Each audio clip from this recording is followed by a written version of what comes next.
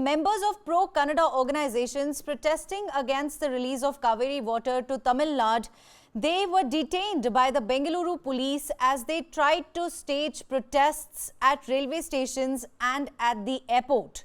This strike has been called by farmer groups and pro-Kannada organizations and is being observed across the state. Now, they are to maintain law and order, and in order to handle the situation, the Karnataka police are making preparations to deploy additional forces across the state. These protests come in the wake of the Supreme Court's decision to refrain from interfering with the directives issued by the Cauvery Water Management Authority and its auxiliary body, the Cauvery Water Regulation Committee, which instructed Karnataka to carry out the water release. In the latest development, the CWRC has ordered Karnataka to release 3,000 cusecs of Cauvery water from, Bengaluru, effective from the 28th of September to the 15th of October 2023, marking a reduction from the previous release of 5,000 cusecs. Right on your screens there, Section 144 has also been imposed in Karnataka's Mandya district, which lies in the Cauvery basin, to prevent any untoward incident. Pro-Kannada outfit, activists there staging a protest against the release of water to Tamil Nadu. My colleague Mohammad Wajiullah joins us live from Bengaluru. Well, Waji, do tell us, how has the Bandh affected Bengaluru and other parts of Karnataka to begin with? Well, Neha, let me show you around. Right now, I am at Town Hall, and if I can tell my camera person to do a 360 of this entire place. Now, this is Town Hall. This usually stays shut throughout the month, unless there's an event. But this area where we are showing you right now, where the police officers are standing, is a bustling market area. You would usually see a lot of vehicular movement over here. You will see people moving to market and all. But today's movement that we are seeing right now is 30 to 40% comparatively less than a regular day. Now, this area is usually jammed. This is the main junction of the city, and it's in the center of the city. So the situation over here clearly gives you an indication how the scenario is and what is the position of the Bandh. As of now, where we are standing a few minutes back, Vatal Nagaraj, the organizer of this Karnataka Ukkuta, the umbrella organization under which these protests are happening, he was here. He tried to speak to the media person, but then he was detained by these police officers. Now, what the Karnataka government has done is they have not stopped them from protesting. But the only difference is there is an area that has been designated, which is Freedom Park.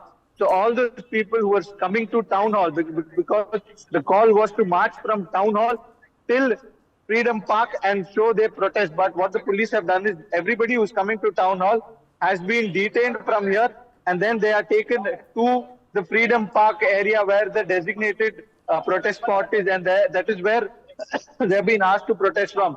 So you see that close to 15,000 police officers have been deployed all over Karnataka for this particular protest or bandh that has been taken place. This is the second bandh. Speaker a little as it left our audio.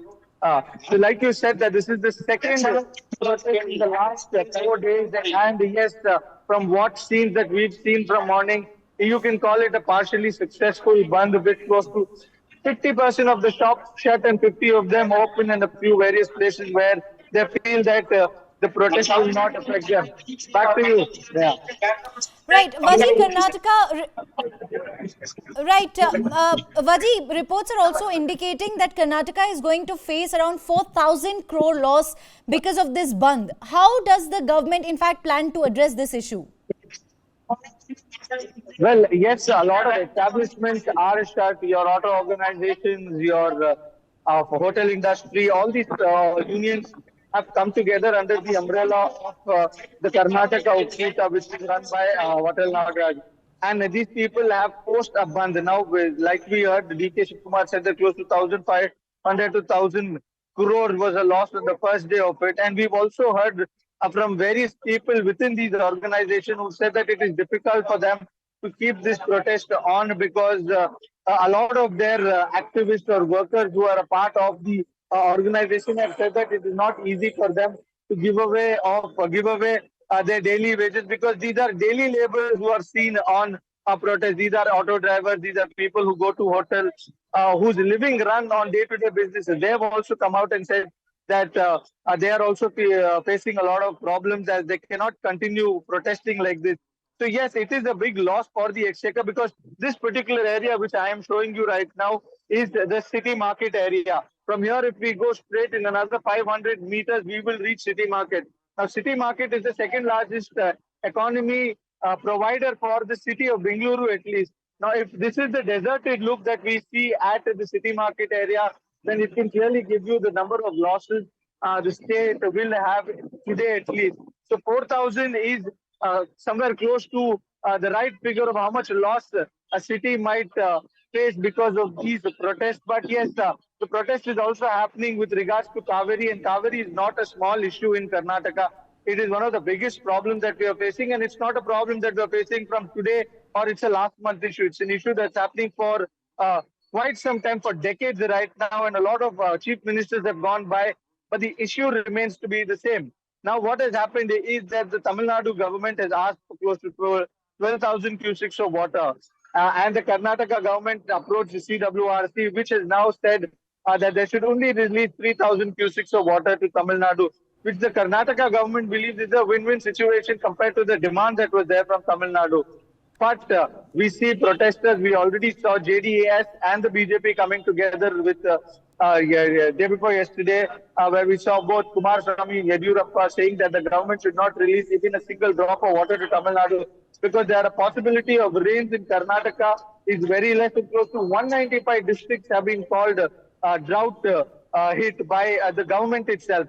While there is the possibility of rain in Tamil Nadu, the northeastern the rain, the possibility of the north arriving late in Tamil Nadu. So this is the situation. Is the opposition believe, but the government, on the other hand, is compelled to give close to 3,000 cubics of water to Tamil Nadu as per the CWRC. So yes, these funds are hitting the economy also, and the bonds are also highlighting an important issue of Cauvery, which the state has been dealing for decades now, Neha. Right. Thank you, Waji, for joining us with all of those insights. In fact, well, there my colleague Wajiullah getting us the ground report as to what exactly has been happening. How is Bengaluru, per se, reacting to the Bandh? And he says that it's a mixed response when it comes to these, in fact, repeated Bandh calls given by various Kannada outfits.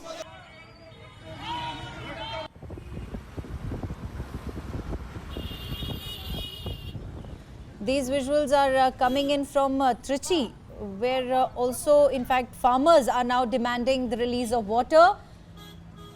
And in fact, there you have it. The problem, not in fact, this is an issue that has been ongoing for several years now. Tamil Nadu, do remember, had approached the Supreme Court in August this year and sought an intervention in the Cauvery water dispute with Karnataka.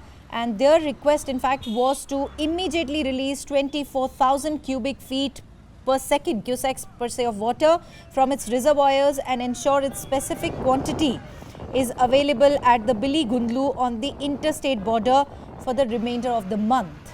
There now farmers also demanding the release of water, holding a protest. That's a unique protest out there that's being held by these farmers. But they think that there are two states. And they want to have an edge in Karnataka because only they were in power earlier in Karnataka.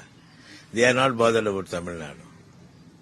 So the Karnataka BJP leaders are inducing the government, provoking the government of Karnataka not to release water, and because of the local politics, the ruling party also is submitting to that. The Cauvery, I can only say that Cauvery is not the property of Karnataka, that they should know. Cauvery water, wherever it runs, the river runs, water is should be given to every state, and particularly lower riparian states. Internationally, it is not the thing. So this strike is just political. I don't think beyond that, this strike will influence the management authority, because management authority has a different role to play. They are the owners of Cauvery and they have to divide water among the states as per agreement. Nearly 500 people over town hall, and we have made adequate bandobast arrangements. So we will see that no untoward incident takes place. So we are going to give break. We will take care of that one. We will take care of that one. So we are going to, whom we are going to come here, we are going to, since 144 section is in force as per commissioner's order. So we want any protest to be conducted, that is designated place is Freedom Park, we will send them. The direction from the Supreme Court is clear. The Cauvery Water Tribunal, whatever the norms laid out is clear.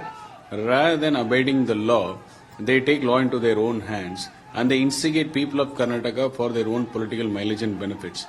What is more surprising is, here Chief Minister M.K. Stalin is quiet. He doesn't even send out a statement condemning this kind of activities instigating people. There is no law. There is no law in Karnataka. And people around some outfits, Kannadiga outfits, seems to take law into their own hands.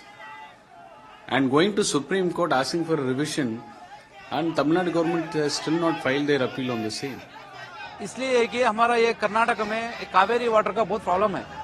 हमको इधर पीने के लिए पानी नहीं है. तमिलनाडु के लिए पीने के लिए हमको पानी नहीं है. उधर क्या इरुली आता है ना, वो खेती करने के लिए वो पानी पूछता है. पहला हमको आदमी को पहले चाहिए पानी पीने के लिए चाहिए, फिर बाद में खेती करना है. इधर पानी हमको बहुत मुश्किल है. इधर बेंगलोर में 1,30,00,000 पीपल्स है, मगर इसमें बहुत मुश्किल कर रहा है. इसलिए हमको क्या है ना, आगे अभी नेक्स्ट जनरेशन को अभी 1-2 महीने जाएगा तो पीने के लिए पानी बहुत मुश्किल हो जाएगा. इसलिए नहाने के लिए पानी नहीं मिलेगा. इसलिए हम बिस्लरी कैन से इधर पानी से स्नान नहाकर हम सरकार को दिखाने के लिए क्या होता है, आदमी के लिए कितना प्रॉब्लम होता है, वो दिखाने के लिए हम अभी प्रोटेस्ट कर रहे हैं इधर. As per the Supreme Court judgment, the Karnataka must release the water to Tamil Nadu every month. But Karnataka they have not given any respect to the Supreme Court judgment. So the central government must take action against the Karnataka government.